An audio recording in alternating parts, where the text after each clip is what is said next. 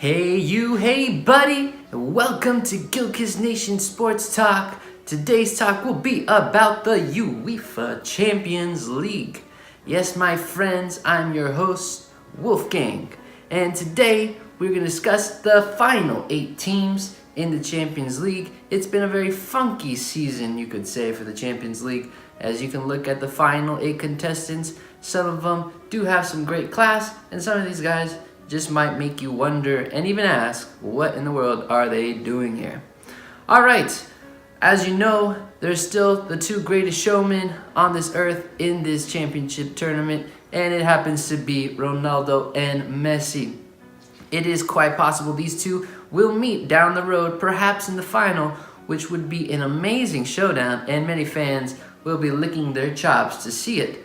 But we will find out pretty soon if this is going to be reality, and we'll discuss today all the potentials that could possibly happen if these two will end up meeting, or if there really is some other storyline that might make it more intriguing. Alright, let's get off with the first opponents in these tournaments. It's going to start with Ajax and this young guy.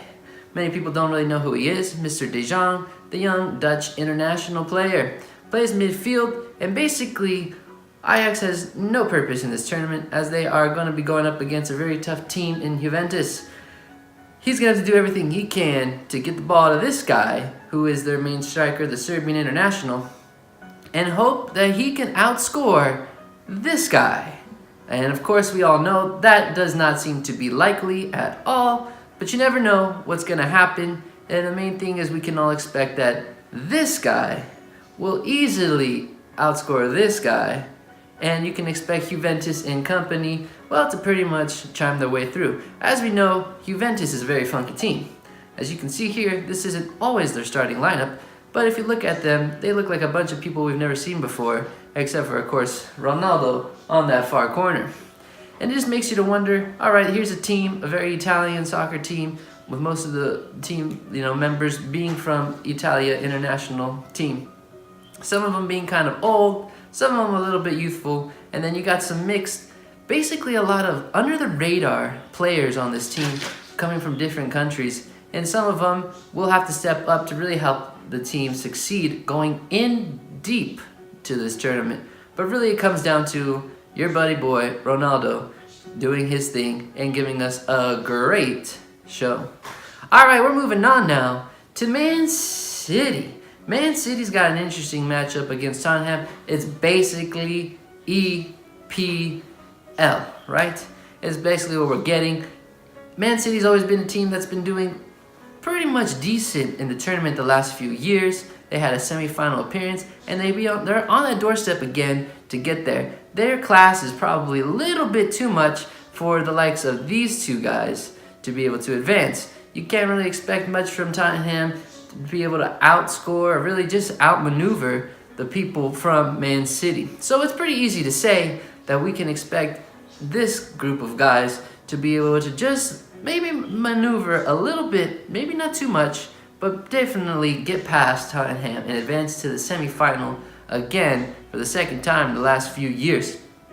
Man City's always been a team that's, like I said, has been developing, doing better in this tournament, and I do expect them to have a good opportunity here to make it to the finals. Now, I don't think they will, but they definitely will be in the semifinals, and if they get the right matchup, they got a good chance this time around, especially with buddy Pep Guardiola leading the way at the helm. Alright, Tottenham, though, you cannot take these guys lightly. They do have a good squad. They got some players on their team that just, they're not going to be outmaneuvered easily, but when it comes against good time teams with class, they haven't really been able to outshine them, and they really haven't been able to just outshine themselves. So expect Man City probably to find a way to get by these guys. It might be an easy matchup for them, or it just might be, maybe a goal or two differential here. Alright, if we continue on, this guy over here, the ancient legend, as you can see, well, he's a bit intimidated, and the reason why is because he's going to have to go up against this guy, right? You would think, hey, wait a second, Porto, Mr. Casillas, they got no chance. They're going to play all defense, right? because the likes of this guy, you add in that other dude they got on their man, and they got no chance. Really, Liverpool here is the main story of the Champions League, in my opinion. When you think about it, we know this team has got the big offensive power going on here, and they got a pretty solid midfield for the most part, but really this is a redemption story year for Liverpool. Being in the Champions League final last year, having a terrible injury for Mr. Salah, poor guy, right? This is their opportunity now to get back to the final and win it this time around. And ideally so, they should be the team that makes it to the final. And if I had to put money on it, I would lean this way. I think they're very strong. As we saw, they put on a good showing against Bayern in that final matchup. And really against any team they're going to go up against, they got the offensive prowess, and I think they can be able to handle defensively and really any team or any combination they're going to have to go up against. They're pretty much going to level out. And given that they're in a position now with, good manager and really just, like I said, trying to redeem themselves here, I think this team is probably strong enough to win it all again.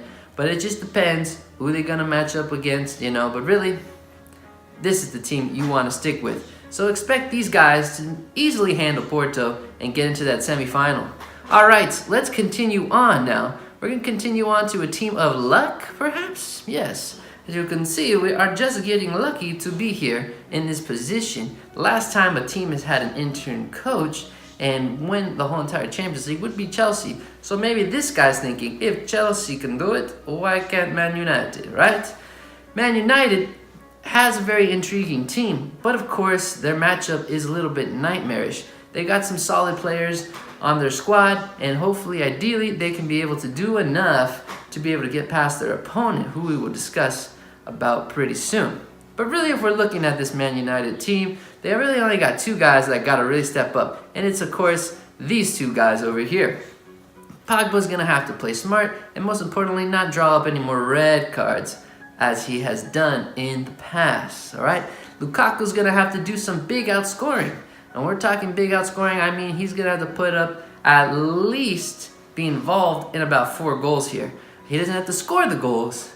Maybe he has to be involved in the play, whether it's a pass or just be involved in the scene to really contribute to his team. He's going to have to step on the door against this Barcelona team he's going up against. Because as we all know, Barcelona is a lot more sturdier, and they do have one of the best players in the world, and of course that best player happens to be Mr. Gerard Piqué, right? Piqué, one of the greatest players of all time. No, I'm just kidding.